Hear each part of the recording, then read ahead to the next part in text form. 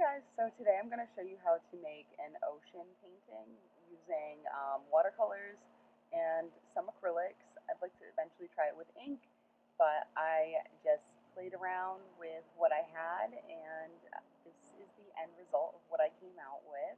I really like it. I think it's just kind of abstract and fun, so I will show you how I do that in this next video.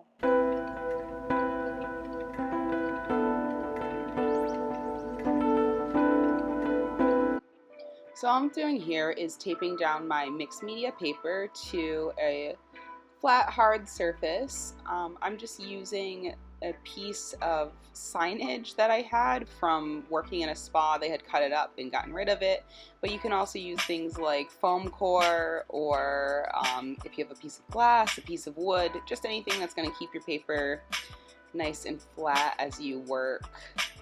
And I'm using Strathmore mixed media paper, so it's just thicker than a lot of other papers that you might have. Here is my painting kit. It's Winsor and Newton.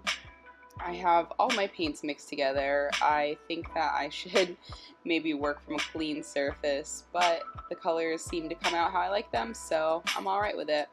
There's my water, not vitamins, right there. And I've got just paper towels and all of the brushes that I need.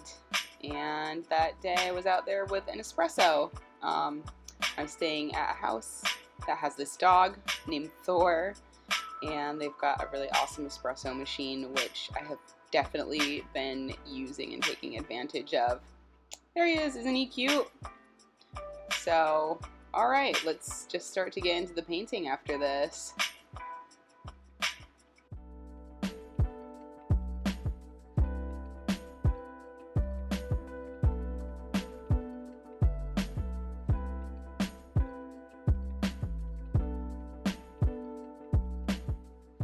Okay, so all I'm doing here is brushing over my paper with stripes of whatever color that I wanted to use.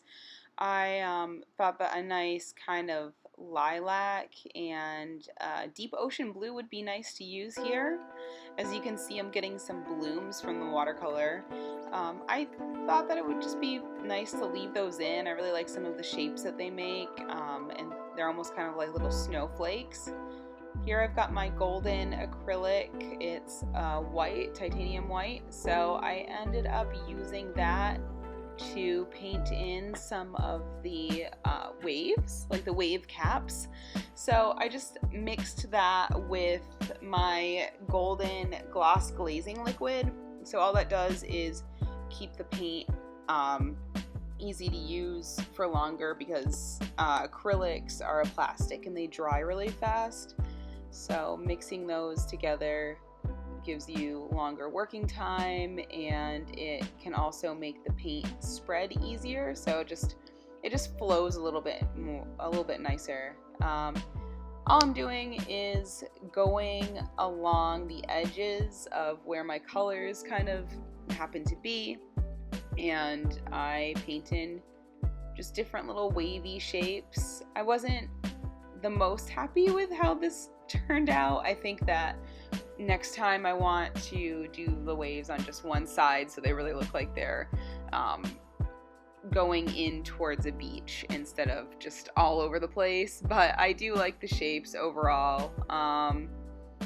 It's just maybe next time I want to make it a little bit more realistic. So there you go.